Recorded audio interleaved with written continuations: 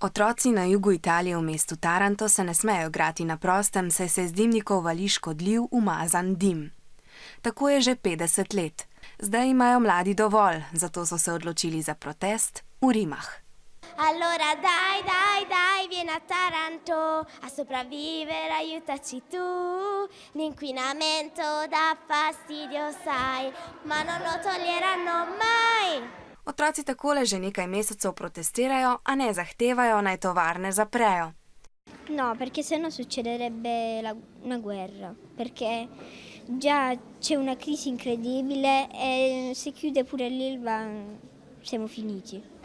Devono aiutare Taranto e devono cercarla di non chiudere, ma di bonificarla, così tutti noi bambini potremo giocare in mezzo alla strada e non preoccuparci. Così i nostri genitori non si preoccupano di noi. Največja težava je dioksin, to je strupena snov, ki se vali z dimnikov tovarn in nastaja med izgorevanjem različnih snovi.